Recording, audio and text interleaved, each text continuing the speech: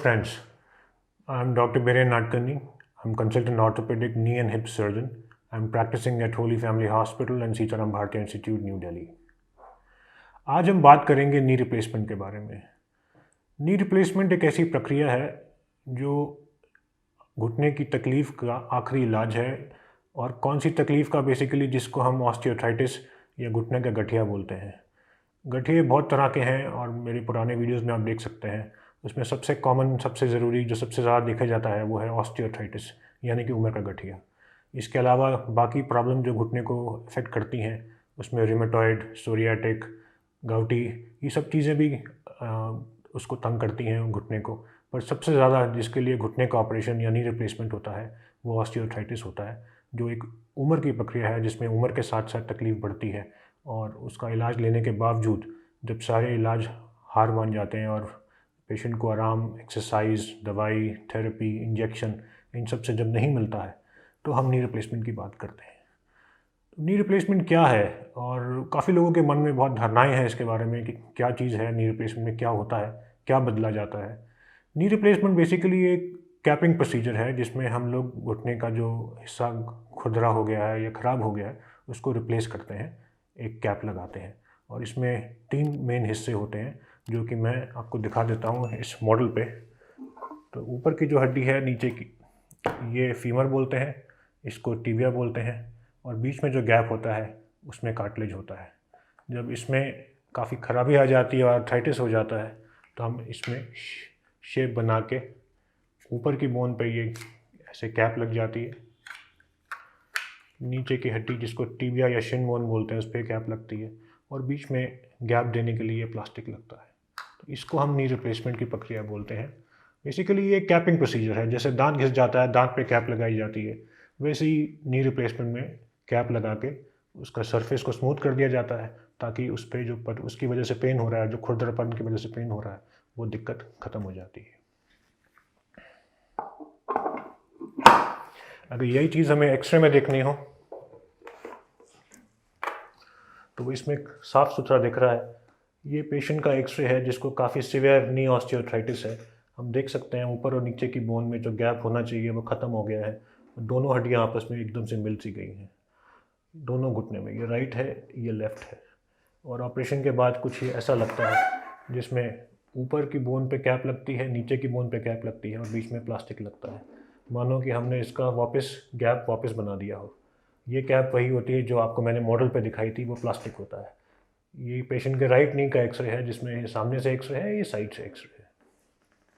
Knee replacement एक बहुत सुखद ऑपरेशन है जिसका असर पेशेंट को हमेशा महसूस होता है और आजकल के जो पार्ट्स और जो अलॉयज़ हम यूज़ करते हैं उससे इस घुटने की लाइफ ऑलमोस्ट 20 साल तक है। कुछ स्पेशल पार्ट्स भी आए हैं जिनकी लाइफ इससे भी ज़्यादा है और वो दावा करते हैं 25 से 30 साल तक चलते हैं ये। और कोई भी ऑपरेशन होता है इसके थोड़े बेसिक रिस्क और कॉम्प्लिकेशंस हमेशा होते हैं और वो रिस्क और कॉम्प्लिकेशंस को हमेशा हमेशा ध्यान रखना चाहिए ऑपरेशन के टाइम पे, ऑपरेशन से पहले और ऑपरेशन के बाद। और ये आपके डॉक्टर आपको हमेशा बताएंगे सर्जरी से पहले। इसमें जो मेन चीज़ें हैं जिसका हमें देखना होता है, एक होता है डीप वेन थ्रोम्बोसिस जिसको डीवीटी बोलते हैं, क्योंकि ऑपरेशन के बाद पेशेंट का चलना फिरना थोड़ा कम होता है, वो एक आध दिन के लिए थोड़ा बिस्तर पे होता है, तो इसकी वजह से उसके वेन्स में, उसके खून की नसों में क्लॉट बनने के रिस्क होते हैं। हालांकि ये रिस्क की परसेंटेज काफ़ी कम है पर इसको हम लोग हमेशा ध्यान रखते हैं और इसके बचाव के लिए हम स्पेशल दवाइयाँ देते हैं जो इसका प्रोफिलैक्सिस, जो इसको बचाती हैं। इसके अलावा मैकेनिकल डिवाइसेस जैसे कि डीवीटी पंप लगाए जाते हैं और कोशिश की जाती है कि पेशेंट को जितना जल्दी हो सके खड़ा किया जाए और चलाया जाए और अपने एक्टिविटीज़ स्टार्ट की जाए।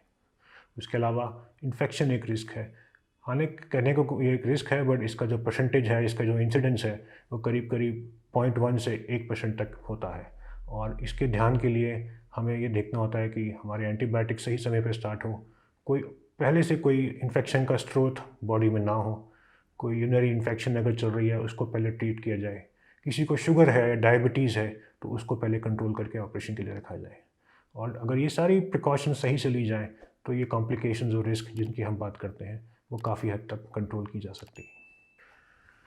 अगर आप पूछें आप क्या उम्मीद कर सकते हैं अपने ऑपरेशन के बाद, ऑपरेशन एक प्रक्रिया है जिसमें सिर्फ आपके घुटने के ऊपर कैप लगाई जाती है नी आपका अपना ही है, मांसपेशियाँ आपकी अपनी हैं, सॉफ्ट टिश्यूज़ आपके अपने हैं। तो जब नया पार्ट डाला जाता है, कुछ समय लगता है उसके साथ एडजस्ट होने में, कुछ एक्सरसाइजेज़ की ज़रूरत पड़ती है। और एक्सरसाइजेज़ ऐसी नहीं है कि सिर्फ ऑपरेशन के बाद शुरू करनी है, ये ऑपरेशन से पहले शुरू हो जानी चाहिए। इनफैक्ट हम कहते हैं जिनको भी नी की प्रॉब्लम है, जो ऑपरेशन की इंतज़ार भी कर रहे हैं और अभी तैयार नहीं हैं, वो अपनी एक्सरसाइज ना बंद करें। बेसिक अपनी वॉकिंग, चलना-फिरना, उसके अलावा क्वाड्रिसेप्स स्ट्रेंथनिंग, हैमस्ट्रिंग स्ट्रेंथनिंग, ये बेसिक एक्सरसाइज हैं जो आपके फिजियोथेरेपिस्ट आपको कभी भी आराम से समझा सकते हैं और आप डेली बेसिस पे 10-15 मिनट इसको सुबह शाम दे सकते हैं। इसका इसका फ़ायदा ये होता है कि मसल्स एक्टिव रहती हैं और ऑपरेशन जब भी आप कराएँ, उसका फ़ायदा आपको ज़्यादा मिलता है। तो अपनी लाइफ़स्टाइल को एक्टिव रखना ऑपरेशन से पहले, ऑपरेशन के दौरान, बाद में, दोनों ही बहुत ज़रूरी है। आज काफ़ी लोग हमसे पूछते हैं कि घुटने की लाइफ कितनी है, ये जो घुटना लगा रहे हैं ये कितने साल चलेगा। और रिसर्च और स्टडीज़ के हिसाब से आजकल जो घुटने मॉडर्न बन रहे हैं, जिनके अंदर जो स्पेशल लॉयज़ यूज़ होते हैं, इनकी life almost as good as 20 साल है। और हम उम्मीद करते हैं कि ये घुटने इतने साल ज़रूर निकाल सकें। So I hope you've been able to gather enough information about the procedure of knee replacement, the possible risk and complications, how to prepare for it, and what is the possible longevity of the implant. I hope you like this video, and if you have any queries, any questions, do write to us personally. Thank you.